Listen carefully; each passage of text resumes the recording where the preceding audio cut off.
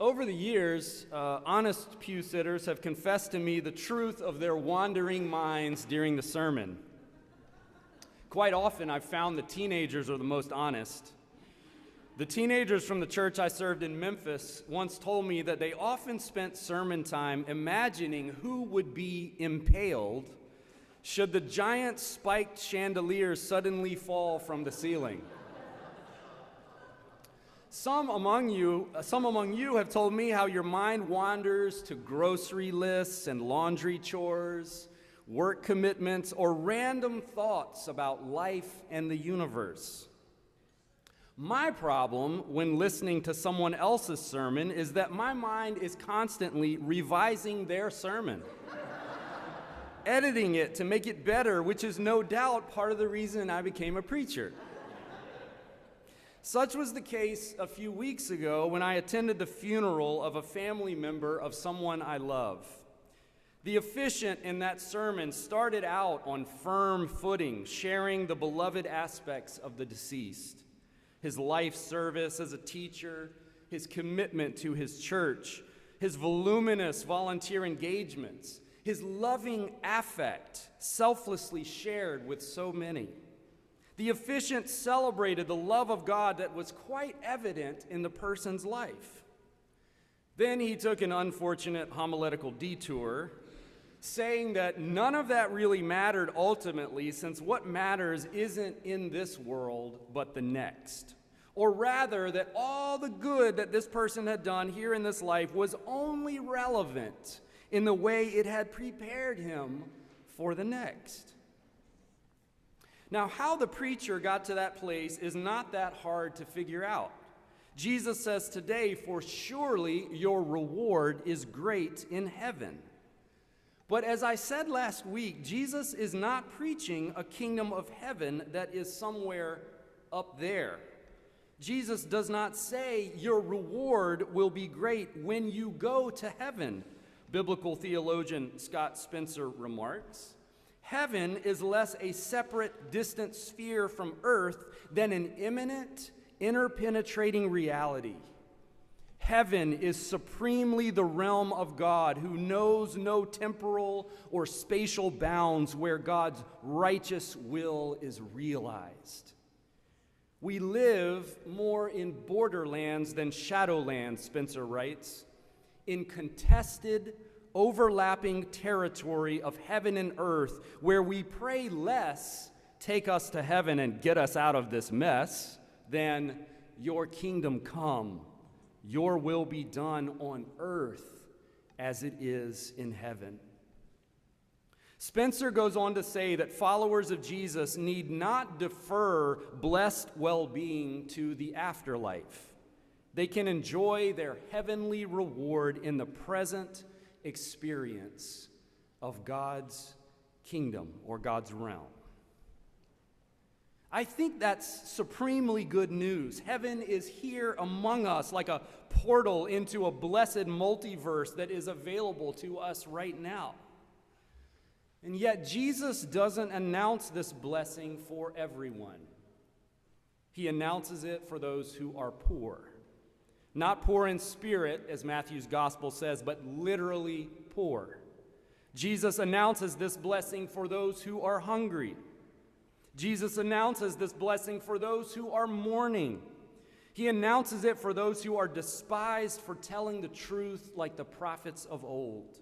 Woe to those who are rich now. Woe to those who are full now. Woe to those who are laughing now. Woe to those who are esteemed now.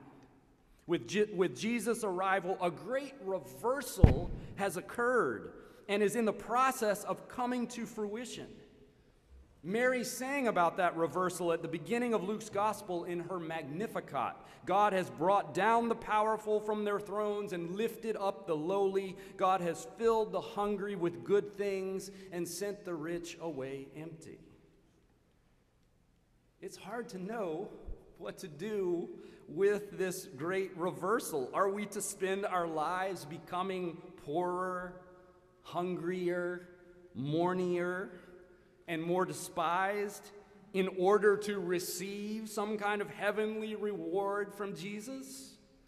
A new way to earn our way into the heavenly hereafter by making ourselves as miserable as possible here, or competing to join the oppressed in order to win Jesus' favor?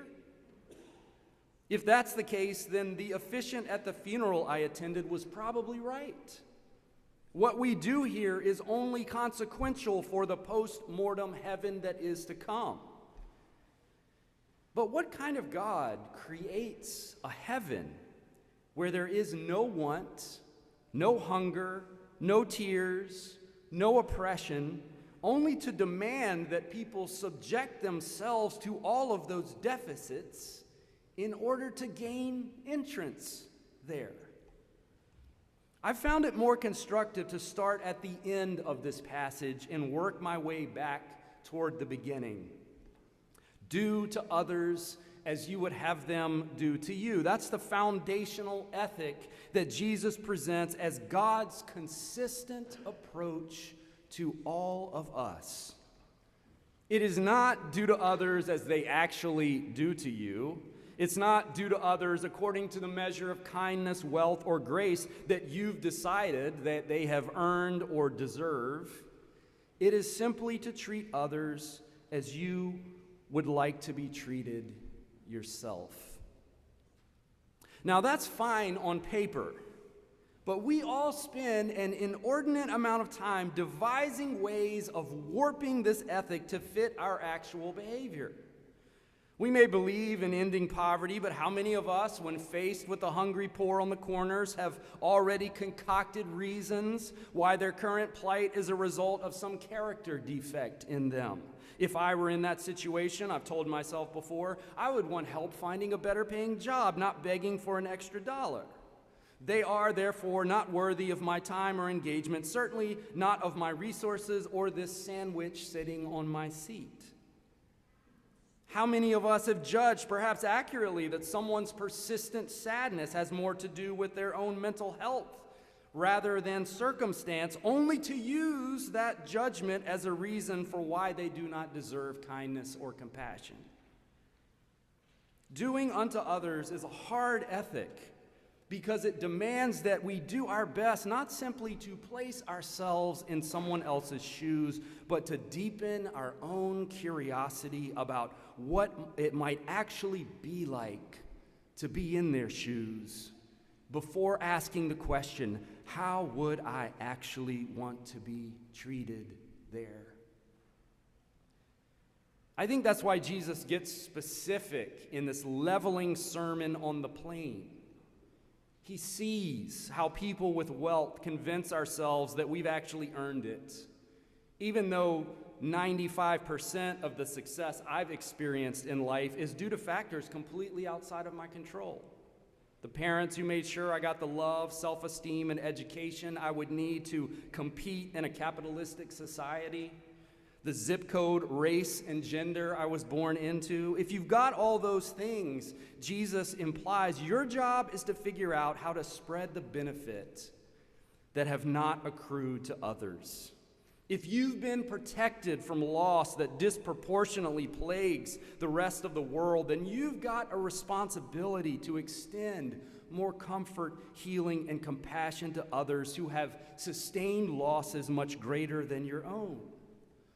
If you've got food and others are going without, then the world needs you to work on sharing what you've got. That's what doing to others as you would have them do looks like. An ethic that demands that we continue to live in relationship with others as God lives in relationship with us. It seems to me that the ultimate sermon that elucidates that ethic is given in the life of Jesus. When a leper comes to speak with him, Jesus treats the leper the way he would want to be treated himself. When a Samaritan woman crosses boundaries to address him, he treats her the way he would want to be treated himself. When the hungry ask for bread, Jesus treats them the way he would want to be treated himself. When soldiers beat and mock him, he treats them the way he would want to be treated himself. When a sinner on the cross asks for forgiveness, he gives to that man what he would want to be given himself. And when human beings resort to violence, Jesus practices nonviolence, choosing the cross over a retributive system that survives by denying the do to others ethic that is the only one Jesus practices in relationship to us. The reward for Jesus may include some kind of hereafter, but it doesn't drive this ethic. The world that is created by people who live like this is life itself.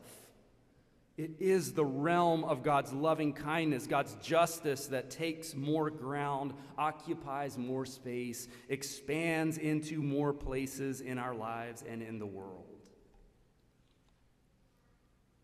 On All Saints' Day, I think it's appropriate to give thanks to God for all those who have died living that kind of faith. Those who have taught us what loving others looks like with their actual life choices. We have no deficit of examples this year to choose from. And I don't think we have to retreat from Jesus' here and now kingdom in order to celebrate their enduring presence among us. If a literal heaven is comforting to you, I have no wish to take it away, believe it. Or if the law of conservation of matter, which teaches us that matter can never be destroyed, just rearranged, if that is more comforting to you, by all means, hold on to it. Or if the theory of quantum entanglement shared with me by a grieving friend this week, whereby two particles that become so intimately connected to one another in space that what happens to one affects the other, even if they are separated by billions of light years. If that gives you the holy sense that our lives really do continue and connect by God's great design, then cling to it. We don't have to demand allegiance from each other to some literal heaven located in a galaxy far, far away in order to recognize that God still brings us in communion with the faithful in ways we do not and cannot understand. We can remember that what counts in Jesus' realm here and everywhere is that our lives are given purpose and direction by a God who raises us up to treat others as our best selves would want to be treated. That is the river of life where Jesus wants to gather us. Saints have gone before us to inspire us in this way of living. Yet even when they failed, even when we fall short, we are assured that it is possible to create a world together where golden rule living is the law of the land. Not only is it possible, but it will come to pass. In fact, it has already come to pass in the person of Jesus, who spent his life preaching that kingdom, occasionally with words, more often with love and grace, extended to those who most needed it.